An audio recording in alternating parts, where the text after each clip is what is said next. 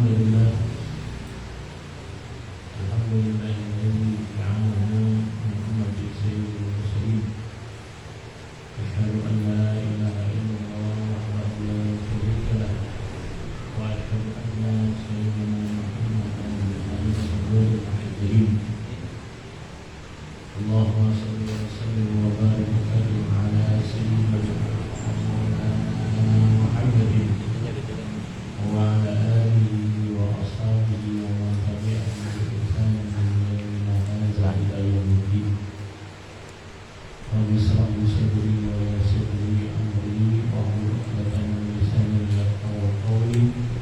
Subhanaka la ilma lana illa ma 'allamtana innaka antal 'alimul hakim wa tub 'alaina innaka antat tawwabur rahim.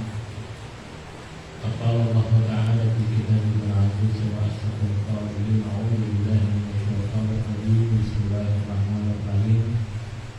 Walaulah ma qaram min kulli shay'in min qa'ifatin yatafaqahu fi din wa yuridu qawmahum fataja'u ilayhi la'annahum yahzarun. Wa qala nabiyyuna Muhammadin sallallahu alaihi wa alihi wasallam man yuridu Allahu bihi khairan yufaqihuhu fid-din. Sadaqallahul azim wa balaghahu nabiyyul karim wa nahnu 'ala dzalika min syahidin wa syahidin walhamdulillahi rabbil alamin. Allahumma ya Rabbal Qur'an wa ya hikmati wal bayan wa Allahumma lana bi syahri Ramadan. Allahumma ya Rabbal Qur'an wa hikmati wal bayan barik Allahumma lana bi syahri Ramadan.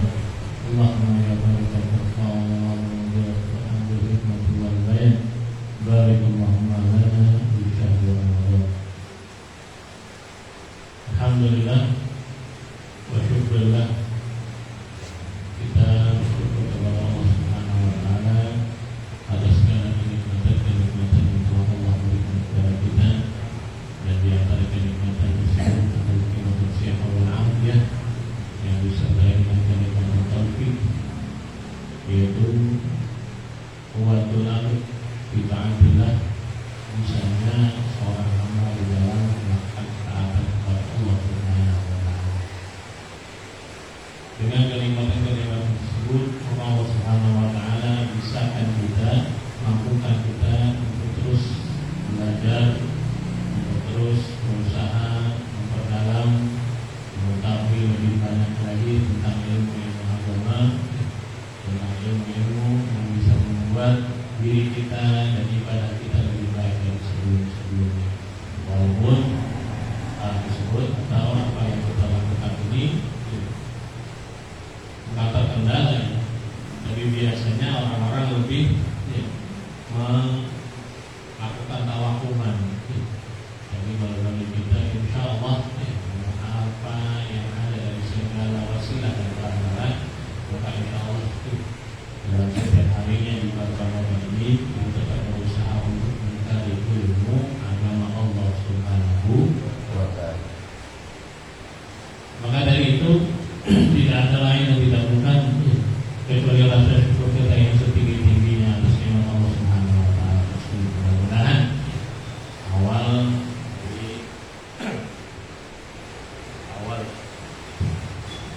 awal dari apa yang kita lakukan ini di awal bulan di awal dari hari bulan Ramadan ini bisa menjadi sesuatu hal yang terus berlanjut, terus berkesinambungan, tidak hanya di hari-hari selanjutnya, tapi juga nanti insya Allah di tahun-tahun berikutnya di bulan Ramadan ini. Amin ya rabbal alamin.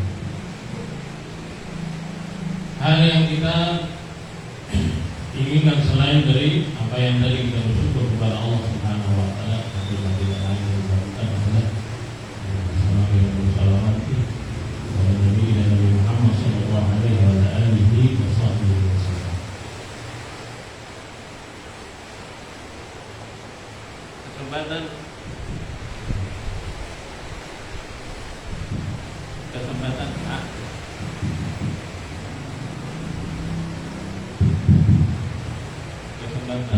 Kesempatan kita di hari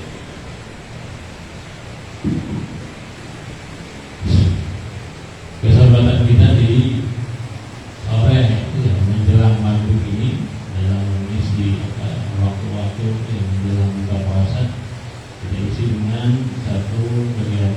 alim yang mana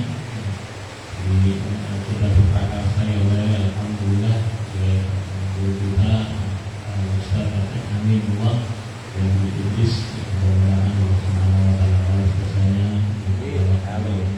kemarin, yaitu tentang masalah tasawuf. Yang perlu kita ketahui, tasawuf adalah tingkatan tertinggi dari hal yang kita pelajari di dalam agama Allah Subhanahu wa taala.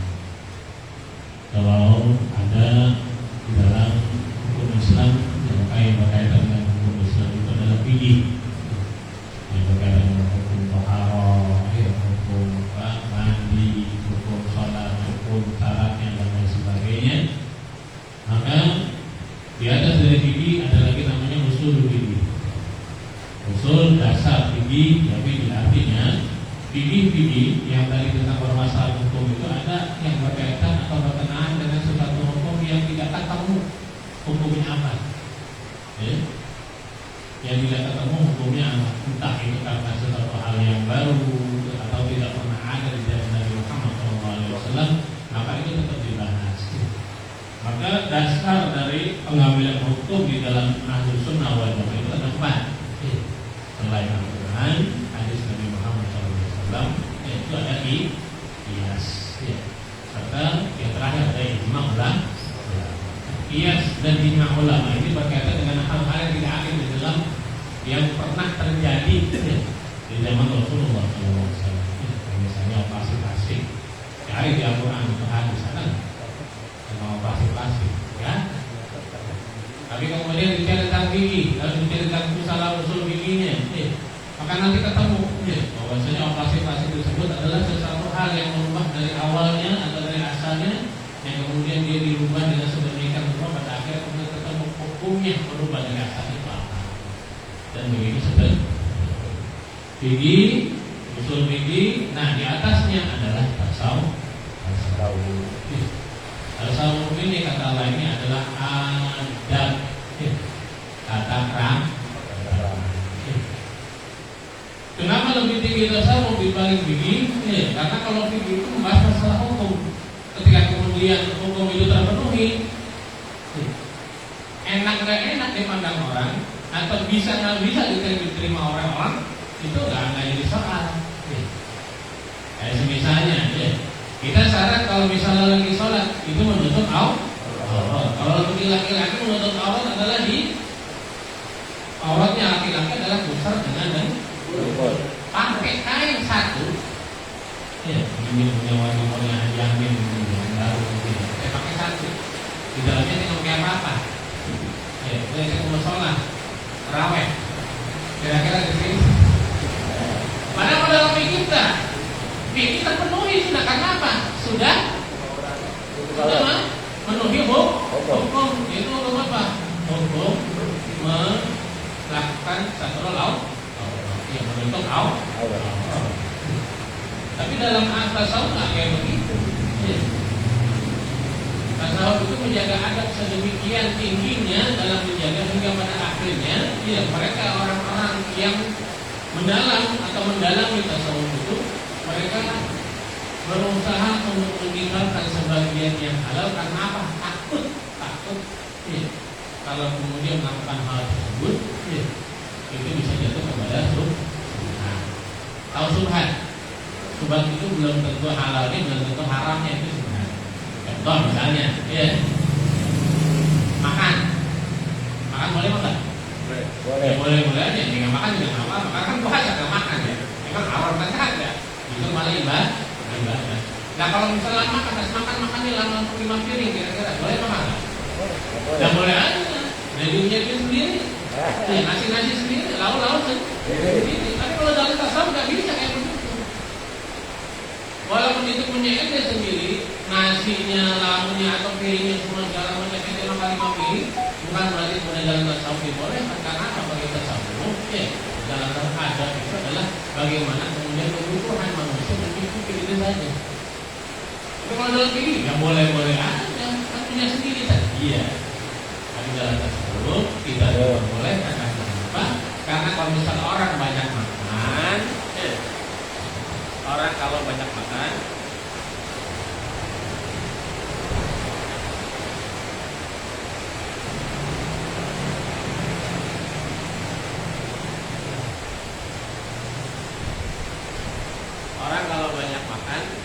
biasanya ngantuk.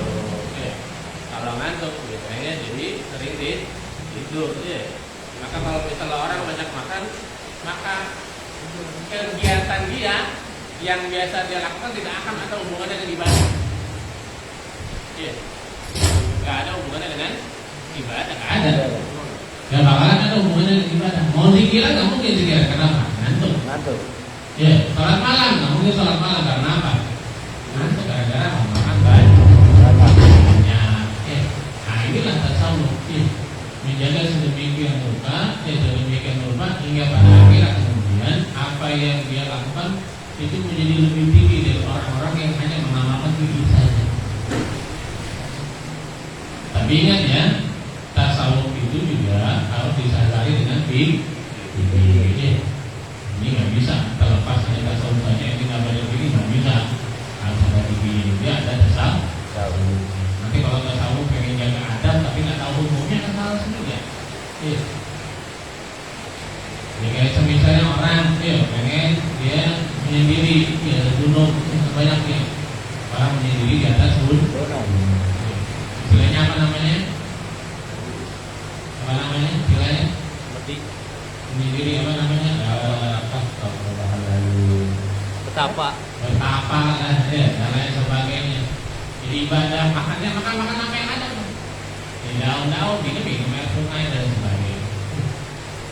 Nah, ketidaktahuan hukum, diceritakan dalam sebuah kitab, pernah Anda ceritakan, dia bawa keledai betina.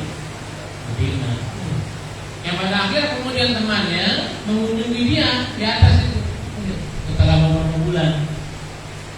Kata temannya, alhamdulillah kok bisa ente betapa kalau misalnya menyendiri beribadah tidak ngurusin dunia, makan ala kata dan sebagainya. Oh ya, alhamdulillah saya bisa. Jawabnya minum ini ada sedang alhamdulillah Allah bersyukur. Kemudian temannya bilang, nah kalau misalnya makan minumnya jauh sebagai Allah Subhanahu wa Ta'ala, terus bagaimana dengan hasrat nafsunya itu sebagai laki-laki? Ini kan nggak bawa perempuan, nanti nggak bawa istri. Kemana itu? Apa yang dipendam aja atau yang disalurkan? Coba bayangkan. Pada akhirnya kemudian jawabannya adalah karena ketidaktahuan dia bilang bahwasanya hasratnya kalau kemudian timbul dia salurkan kemana? Salurkan ke keledai betina. Dia nggak tahu kalau main sama binatang itu sama kayak main sama manusia. Ya kalau haram ya haram bersama-sama haram. Ini dahsyatnya Maka penggabungan fikih dengan tasawuf itu adalah sesuatu yang harus yang wajib. Jadi nggak boleh orang hanya tasawuf saja fikih nggak boleh. Atau orang fikih saja tasawuf juga nggak boleh.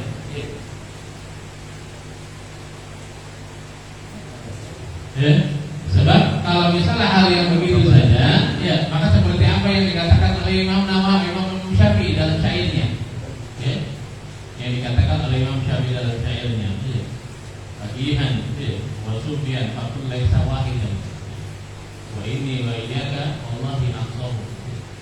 Kata Imam Syafi'i, orang yang fikih dengan orang yang mendalami tasawuf itu nggak boleh sendiri-sendiri. Artinya yang fikih harus mendalami tasawuf, yang tasawuf juga harus belajar di fikih.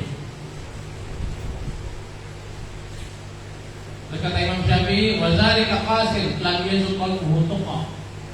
Orang yang cuma belajar fikih, tapi nggak belajar tasawuf, itu kata Imam Syafi'i dijuluki seperti orang yang punya keras, hatinya keras, punya hatinya keras. Lam yazul qalbuhu tuqa, yang hatinya kemudian nggak bisa atau nggak merasa takut terhadap Allah Subhanahu wa Ta'ala. Karena apa? Dia ahli fikih tapi nggak tahu tasawuf, nggak tahu tentang adab. Bagaimana kalau misalnya orang beribadah beradab kepada Allah Subhanahu wa Ta'ala, nggak boleh curang. Kayak itu misalnya kalau dalam puasa, nanti kalau curang bisa asal kaya. Tahu caranya gimana? Dia pergi ke daerah yang maghribnya lebih cepat. Bisa nggak? Bisa. Tahun di sini pergi sama. Duluan itu nggak bukannya? Duluan. Bisa nggak? Bisa. Tapi curang itu namanya. Bisa, nggak bisa kalau pergi bisa aja kayak begitu. Sah saja karena Anda bepergian. Ya. Tapi hal kayak begitu nggak bisa karena apa? Nah itu kemudian bepergiannya hanya bukan untuk sesuatu keperluan, kebutuhan dan lain sebagainya, bukan. Tapi hanya untuk keperluan apa? Pengen buka lebih cepat. Orang tadi masih akhirnya bilang orang bilang kan gitu ya.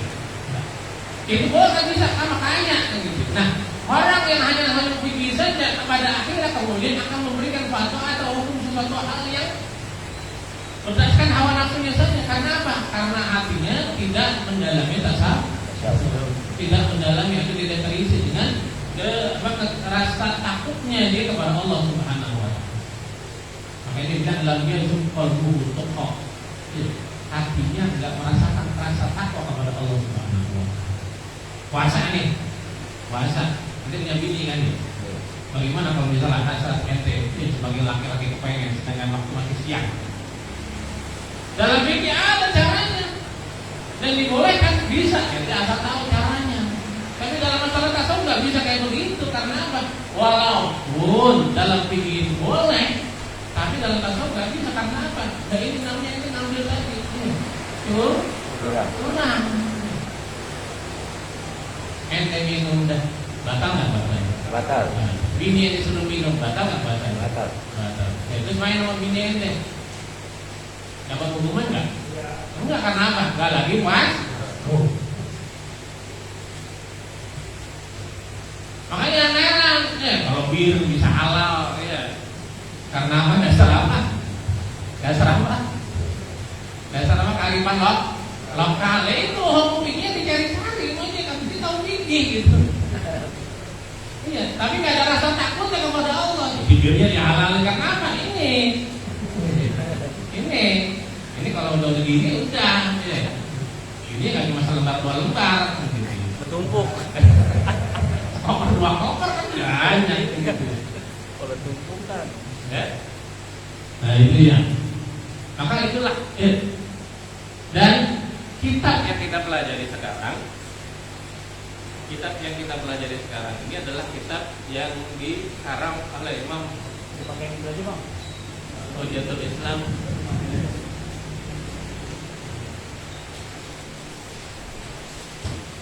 Abu Hamid Muhammad bin Muhammad Al-Ghazali yang lebih kita kenal dengan namanya Imam Ghazali. Nah, dasar dari terciptanya atau tersusunnya kitab ini oleh Imam Ghazali itu sendiri karena dorongan dari seorang muridnya.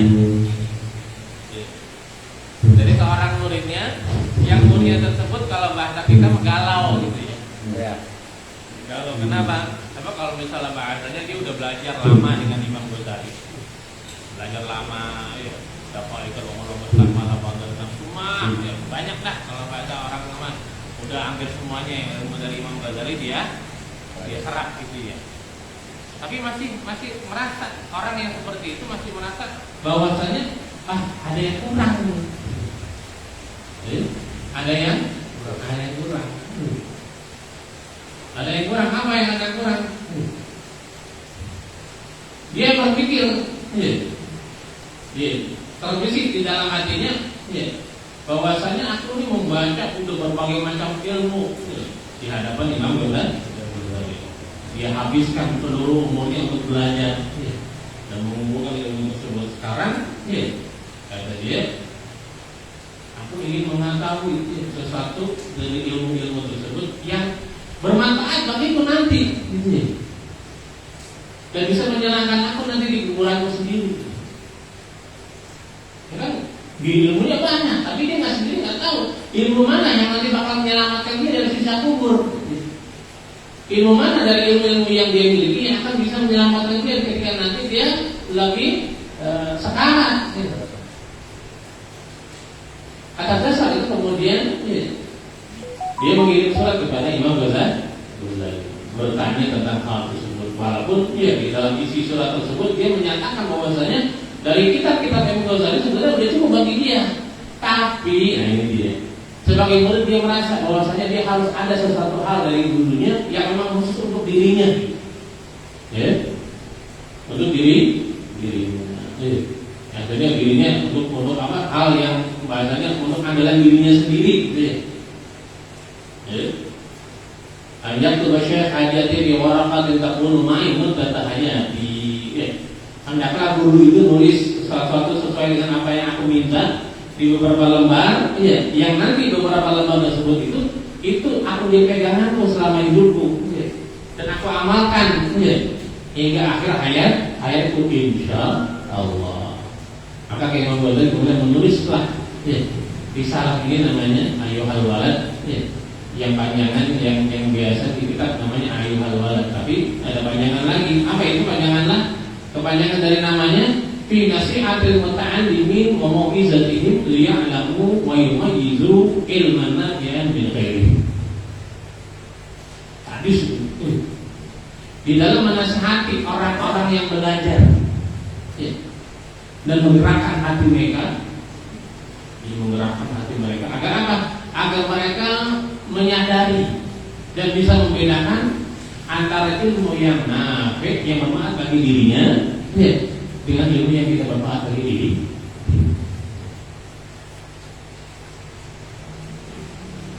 Maka kemudian, ya, karena ini adalah surat yang sebenarnya disusun oleh Imam Ghazali untuk muridnya, maka kemudian hal-hal yang pertama atau tulisan-tulisannya kemudian akan berlanjut atau dimulai dengan kata-kata Ayyuhal Walad. Maka kemudian kitabnya dijudul dinamain Ayyuhal Walad. Ayyuhal Walad itu kam, kalau kita begitu ya berlanjut. Nah, tong, gitu ya. Kayak kalau bahasa kita kayak kita lagi menyiasatin anak kan, nasihatin anak kecil gimana sih? Ya. Hal yang pertama yang diberikan oleh Imam Ghazali kepada muridnya, beliau berkata, ketahuilah, ketahuilah, semoga Allah Subhanahu Wa Taala memanjangkan umurmu di dalam ketaatannya. Bahwasanya nasihat itu udah banyak, yuk tabu fi ma'dil risalah, banyak tertulis. Kata Imam Ghazali, in kana qad balagha kami munasul fa ayu hajatin laka fi nasihati. Kalau kemudian dari sekian banyak nasihat-nasihat yang sudah tertulis baik di dalam kitab orang lain, terlebih lagi di dalam kitab Imam Ghazali, terlebih di dalam kitab Ihya Ulumuddin, kan itu dalam banget itu, apalagi masalah hati itu. Kitab Imam Ghazali, masya Allah, begitu dalamnya dalam kitab Imam Ghazali sampai orang-orang, ya, yang belajar tentang masalah hati atau masalah apa, tentang masalah hati itu belajar kedokterannya itu ngambil dari kitab Imam Ghazali. Dalam kitab Imam Ghazali yang judulnya Ihya Ulumuddin. Jadi bentuk hati itu model kayak gimana, ya, kemudian apa yang ada di dalamnya, ya, kemudian apa serpihannya dan lain sebagainya, itu dijelaskan dalam kitab Ihya Ulumuddin. Yang dulu orang juga belum tahu, ya, yang sekarang juga orang belum tahu bagaimana bentuknya hati. Itu ada dalam kitab Imam Ghazali. Nah, kalau kata Imam Ghazali, kalau ada sekian banyak nasihat-nasihat tentang apa yang terdapat di dalam kitab-kitab, udah sampai kepadamu, artinya udah ada, udah nyampe gitu ya. Buat apa nasihat lagi? Gitu. Lalu kalau begitu apa gunanya? Ya tahun-tahun yang kemarin, nanti tahun kemarin dia belajar dan sebagainya. Ya. Tapi bagaimanapun, ya Imam Ghazali, ya, mengetahui, menyadari bahwasanya apa yang diinginkan muridnya ini adalah sesuatu hal yang diinginkan secara pribadi. Artinya sesuatu hal yang menjadi pegangan bagi murid itu sendiri selama hidupnya sampai kemudian lepas nanti akhir hayatnya. Maka Imam Ghazali kemudian melanjutkan, ketahuilah, ya, bahwasanya dari sekian jumlah apa yang dinasihati adalah sesuatu yang dinasihatkan Rasulullah SAW kepada umatnya. Ini perkataan Imam Ghazali. Itu dari salah satunya adalah dari sabdanya, bahwasanya beliau ditajabili dan Nabi Muhammad SAW bersabda, alamatu i'radillahi ta'ala 'anil 'abd istighaluhu bima la ya'ni. Tanda dari berpalingnya Allah Subhanahu wa taala. Ini sabdanya Nabi kita, Nabi Muhammad SAW. Jadi tanda berpalingnya Allah Subhanahu wa taala dari seorang hamba adalah ketika hamba tersebut itu sibuk dengan sesuatu yang bukan urusannya. Ketika hamba tersebut sibuk dengan sesuatu yang bukan urusannya. Urusan kita apa? Ibadah.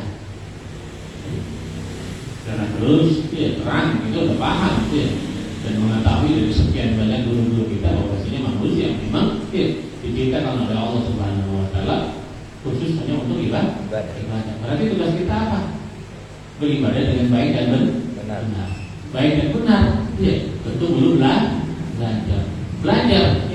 Tentu belum guru. Maka kemudian kita ada ke majelis salim dan lain sebagainya. Karena kita umur kita sudah demikian juga, tua, dan lagi juga kita udah berkeluarga, nggak mungkin untuk mondok. Pada akhirnya kemudian ada ke majelis salim. Untuk apa? Untuk menggali ilmu agar kemudian ibadah kita lebih baik dari sebelumnya. Karena apa? Emang tugasnya kita adalah beribadah. Di samping kita berusaha agar kemudian dalam hal kita beribadah, menaikkan kualitas ibadah kita atau kualitas ibadah kita jangan sampai melanggar perintah Allah Subhanahu wa taala. Dan perintah Allah Subhanahu wa taala melanggar apa? Larangan Allah Subhanahu wa taala juga harus kita ketahui. Makanya kita juga belajar. Itu tugas kita. Tapi kemudian kita maaf sibuk dengan sesuatu hal yang bukan yang menjadi tugas kita. Biasanya kalau pedagang berarti nggak belajar. Kalau pedagang kan pedagang. Jadi kalau dia pedagang, dengan dagangnya dia bisa membantu orang untuk tetap belajar, sama. Guru ngajar. Orang kantoran bekerja dengan harganya dan sebagainya, urusannya kemudian bisa mempermudah orang belajar, sama kayak gitu. Tapi kemudian dalam kehidupannya sepanjang umurnya dia melakukan sesuatu hal yang sebenarnya itu bukan urusannya. Kalau bahasa orang sekarang pakai kepo gitu. Kepo ya. Saya nggak tahu kepo itu apa. Panjangannya nggak tahu panjangannya apa kepo itu sekarang. Cuma kepo aja gitu. Kepo gitu ya. Kepo apa gitu? Pengen tahu betul ya, pengen tahu. Jadi pengen tahu urusan orang. Maka setiap hari ini kita bahasanya kayak orang model sibuk dengan sosial media, pengen tahu urusan orang yang pengen kita ketahui, entah itu artis, entah itu politik, entah itu politik dan sebagainya, pengen terus kita komenin dan sebagainya. Seorang kerjaan kita itu aja, nggak ada kerjaan yang lain.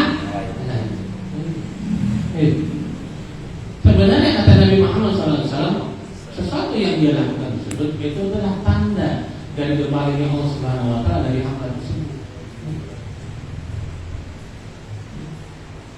Maka seharusnya apa? Ya seharusnya tinggalkan hal tersebut. Jadi kalau tahu berita mah nggak usah pakai sosial media, nongkrong aja di warung, ngopi deh. Dengerin aja dah, dengerin, nggak ngomong, dengerin. Udah tahu dah berita apa. Kalau berita apa nih? Ada lalu dah. Asik ada yang ngasih tak? Intinya, bila kalian Imam Ghazali, Nabi Muhammad SAW itu memberikan peringatan untuk kita. Kalau kemudian kita sudah sibuk dengan sesuatu yang sebenarnya bukan urusan kita, nah sebenarnya Allah berpaling dari diri kita. Nah kalau berpaling dari diri kita berarti kita udah gak diurusin sama Allah. Maka kemudian bisa jadi apa-apa berantakan dalam urusan kita, urusan pekerjaan berantakan, urusan belajar berantakan, urusan kerja berantakan dan sebagainya. Karena apa? Ya tadi, karena Allah berpaling dari kita. Karena kita juga berpaling dari Allah dengan mengerjakan sesuatu yang bukan urusan kita. Makanya di dalam hadis Nabi yang lain dikatakan min husni islamil mar'i tarkuhu ma la ya'ni. Dari sesuatu kebaikan Islamnya seseorang Muslim adalah apa? Taku malayani, dia meninggalkan sesuatu yang bukan urusannya. Meninggalkan sesuatu yang bukan urusannya. Tetangga berantem, tetangga berantem. Kenapa kalau tetangga berantem? Ikut dengar.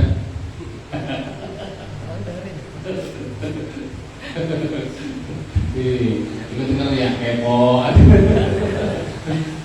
Gitu pakai apa ya? Sebarin dah ya, penyebar hoax. Ini sudah mulai dah. Apa namanya? Penyebar hoax ya, penyebar kabar ya. Kata Imam Ghazali melanjutkan wa inna ra'an zahabat sa'at bi nurihi fi ghairi ma khalaqa lahu min al-ibadah la jadirun an taqul alaihi hasanatun. Kata Imam Ghazali sesungguhnya seseorang ketika telah lewat satu detik saja dari umurnya, yang kemudian satu detik itu lewat diisi bukan sesuatu yang seharusnya dari ibadah. Jadi lewat itu nggak diisi apa-apanya gitu misalnya. Ya kalau mati hidup kan nggak ada, iya tidur mati tidur, tapi kan tidur istirahat. Ya, kita bisa tidur ya kalau misalnya baca capek, orang tetap tidur, tapi juga tidur. Ya. Niatin aja kemudian ketika tidur, ya kita untuk istirahat, kita kemudian bangun nanti kuat untuk ibadah. Tidur jadi ibadah. Gitu. Makan. Orang yang Nabi juga makan. Karena makan kan tidak ada anunya di masalah ibadah. Iya memang nggak ada hubungan dengan ibadah, tapi niatkan. Nah itu dia. Kalau tahu ilmunya kan enak gitu ya. Dimakan. Makan kayak kemarin loh, kayak kemarin. Emang ingatan niat kan ya? Ya ingatan berebutan kan ya? Kehabisan gua. Kehabisan ya? Akhirnya gimana dasnya? Ya? Makan, ya. Tapi niatin kalau nanti setelah makan, artinya di dalam makannya itu, niat kita untuk bisa buat ibadah. Makan makanan jadi niat, ya. Ada isinya ibadah. Nah, ini nggak ada sama sekali. Entah itu tidurnya, entah itu makannya, entah itu minumnya, dan lain sebagainya nggak ada. Dari hal-hal yang muatan ibadah berlalu begitu saja sia-sia. Maka kata Imam Ghazali kata, la jadirun an tatul alaihi as-salatu. Maka sudah sepantasnya, umur hidupnya itu dia merasa jadi harus merasa itu satu detik loh ya, satu detik. Kenapa kalau dibilang itu belum? Belum kita tahu satu hari di dunia di akhirat nanti berapa? Tahu? 1000 tahun.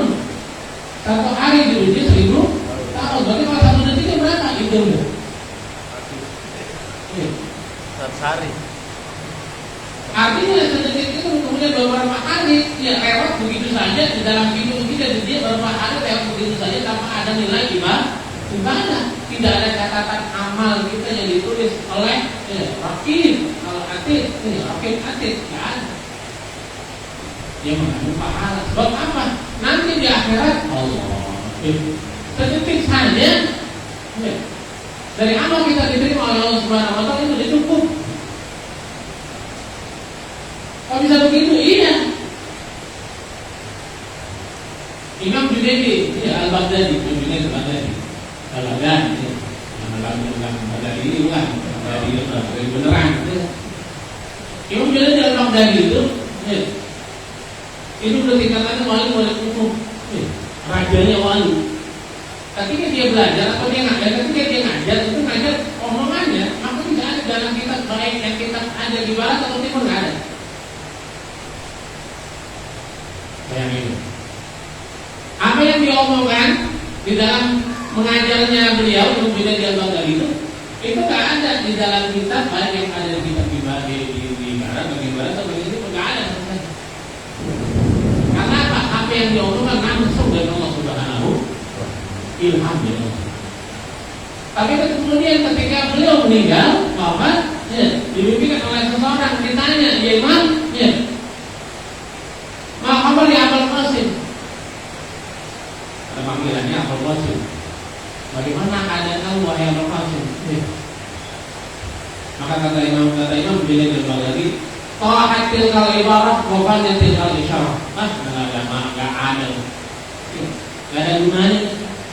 Apa-apa yang diomongkan langsung yang datang dari Allah Subhanahu wa taala enggak ada. Isyarat-isyarat beliau yang langsung dari Allah Subhanahu wa taala enggak ada gunanya. Apa yang gunanya yang berguna bagi beliau? Wa ma nafa'ana illa rukai'at. Raka'na fi jawfil lail. Kata Imam Junaid al-Baghdadi, tidaklah sesuatu yang bisa bermanfaat bagiku di akhirat itu di dalam hal penimbangan amal dia itu hanya beberapa rakaat. Bukan rakaat ya, rukai'at. Kata-kata dalam bahasa Arab itu ada maknanya. Kalau rakaat berarti beberapa rakaat. Tapi kalau rukai'at itu beberapa rakaat tapi rakaatnya ringan. Kalau bahasa kita mah, ente kan sholat ada yang lama ya kayak orang khusyuk gitu ya, lama berdiri lama khusyuk tidak ada tidur Pulas tahajud ya bingung nih tidur aja sambil berdiri kita gitu ya lama sujudnya lama tiganya kemudian sujudnya lama dan sebagainya ya seperti itu. Nah kalau rakaat itu ya ala kadarnya udah ya kalau bahasa gimana ala kadar itu ala kadar yang Junaid al-Baghdadi itu modelnya lamanya kita gitu ya lamanya kita jadi khusyuknya kita ya itu ya ala kadar Imam Junaid al-Baghdadi dalam sholat tahajud. Nah kalau kita yang khusyuknya nah itu akan dari Imam Junaid al-Baghdadi. Kata Imam Junaid al-Baghdadi itulah yang bermanfaat bagi dunia akhirat. Ada lagi cerita, Imam Ghazali ketika kemudian wafat beberapa hari kemudian dimimpikan oleh muridnya. Apa kata beliau? Ya Imam, apa yang Allah perbuat terhadapmu? Allah Subhanahu wa taala menghormati dan merahmati aku. Dengan apa? Dengan kitab-kitabmu? Bukan. Yo men, kitab Imam Ghazali, kitab Ihya Ulumuddin itu sebagai dahsyatnya. Tapi orang-orang mengatakan kalau misalnya kemudian tidak ada kitab selain kitab Imam Ghazali, kitab Ihya Ulumuddin, semuanya bisa dikeluarkan dari kitab Imam Ghazali. Kemudian hilang di kitabnya. Yang kitab Imam Ghazali yang ada, semuanya bisa dikeluarkan lagi dari apa? Dari kitab Imam Ghazali. Ihya Ulumuddin. Tapi itu tak berguna bagi Imam Ghazali. Apa yang berguna? Ketika nulis kitab Ihya Ulumuddin, Imam Ghazali itu kalau orang dulu kan pakai anu ya. Kita dari pas lagi kemudian mau ambil berita, kantongnya di anu tinta itu ada lalat dari minum tintanya. Nggak diganggu oleh Imam Ghazali, tahan terus sampai kemudian lalat itu kenyang, dia pergi, baru kemudian Imam Ghazali lukis itu kenanya. Membiarkan si lalat itu kenyang, minum sampai kenyang, itu adalah hal yang berguna bagi Imam Ghazali. Bukan kitab, bukan sholat, ibadah.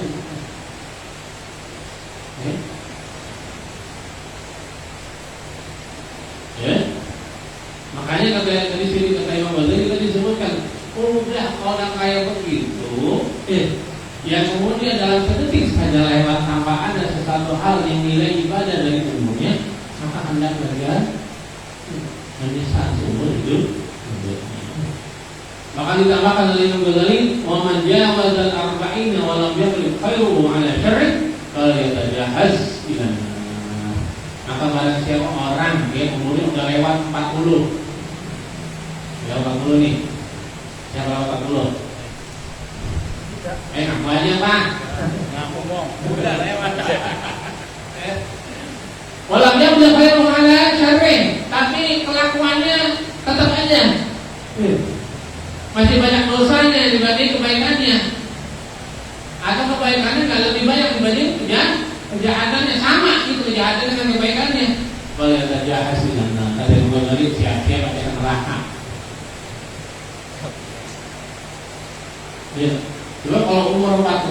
kalau bahasanya umur yang apa, yang udah sempurna bagi seseorang. Makanya Nabi Muhammad SAW juga diutus menjadi Nabi dan Rasul pada umur 40 tahun. Ya, wabihaji nasihat kifayah itu ya ini kan nasihat ini sebenarnya betul bagi orang alim ilmu. Artinya kata Imam Ghazali, sesuatu yang kita punya yang agak bisa kita jual ke orang lain, apa itu? Yang sangat berharga, yang kita tidak bisa jual kepada orang lain, apa umur? Yang bisa kita jual umur. Maka hendaklah pergunakan umur dengan sebaik-baiknya.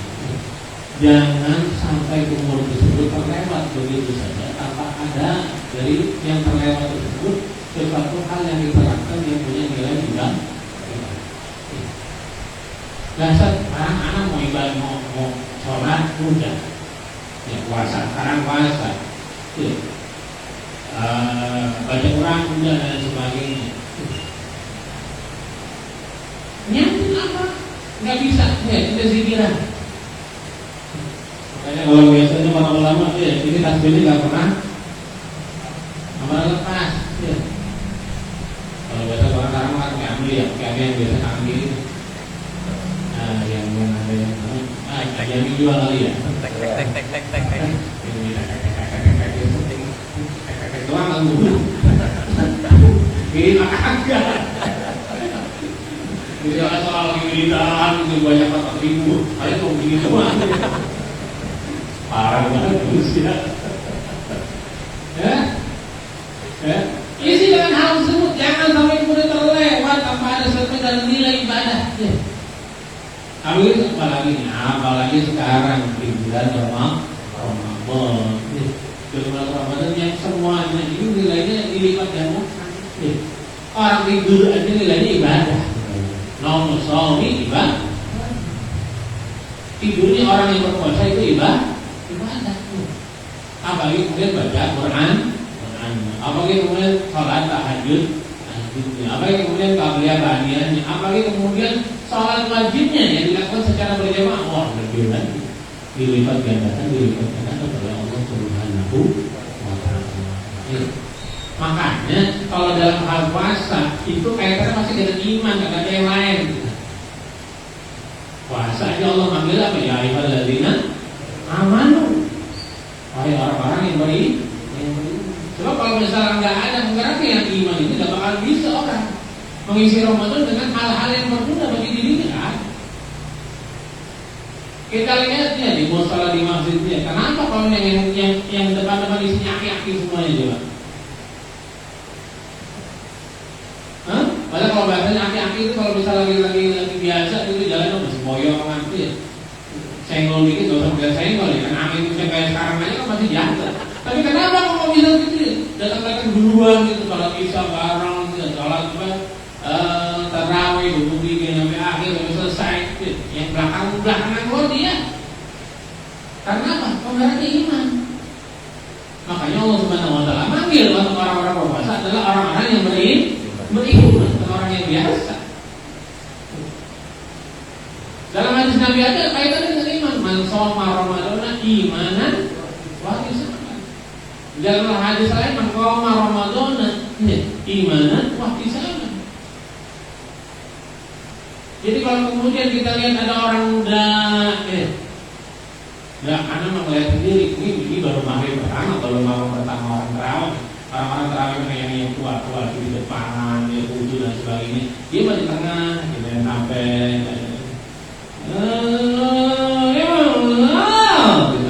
Cuma bantuin doang. Ya, bareng-bareng apa? Teriaknya doang. Tapi di tengah-tengahnya main hamidulillah. Allah wala quwwata illa billah. Kalau kemudian tidak ada keimanan kita, artinya tidak ada berkurangnya keimanan kita, maka alamatnya tinggal kelihatannya berkurangnya keinginan kita dalam beribadah. Karena iman itu naik dan turun, akhirnya bisa nambah, bisa berkurang. Nambah, berkurang, indikatornya apa? Indikatornya adalah keinginan kita di dalam beribadah. Ibadah itu ya, lagi dijadukannya nggak? Itu lagi naik. Kalau lagi malas-malasnya, itu turun tuh. Ya. Makanya untuk itu perbanyak ya, kalimat-kalimat mengucapkan kalimat-kalimat yang memperbaiki yaitu kalimat la ilaha illallah. Ya, kalau dikira itu gunanya menegakkan. Ya.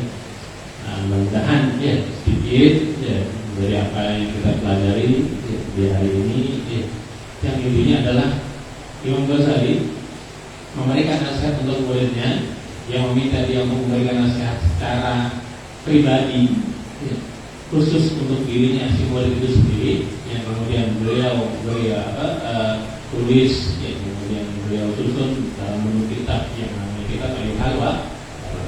Yang inti dari apa yang tadi kita pelajari adalah kata Imam Ghazali berusaha untuk selalu mengisi dari apa-apa yang kita lewati, yang kita habiskan dari umur kita itu adalah sesuatu hal yang punya nilai ibadah. Sebab kalau kemudian terlewat saja, tidak ada nilai ibadah, itu menjadi rasa penyesalan kita nanti ya. Nah, kalau kemudian tidak ada nilai ibadah saja, itu menjadi penyesalan kita dan di akhirat. Bagaimana kalau kemudian waliyadzubillah kita isi 1 detik, 2 detik, atau 1 menit, 2 menit, atau 1 jam, 2 jam itu isinya dengan maksiat.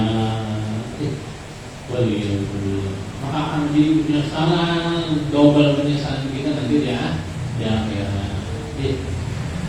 Mudah-mudahan ya, dengan apa yang kita pelajari, ya kita makin tahu kalau dari dalam yang kita pelajari dalam sambil buka puasa, mudah-mudahan semakin berkah, ya semakin bermanfaat bagi diri kita dan kesimpulan dalam hati kita yang kemudian kita bisa amalkan dalam diri kita pribadi masing-masing. Amin, amin ya rabbal alamin. Ini saja yang bisa saya sampaikan, mudah-mudahan bermanfaat. Assalamualaikum warahmatullahi wabarakatuh. Waalaikumsalam.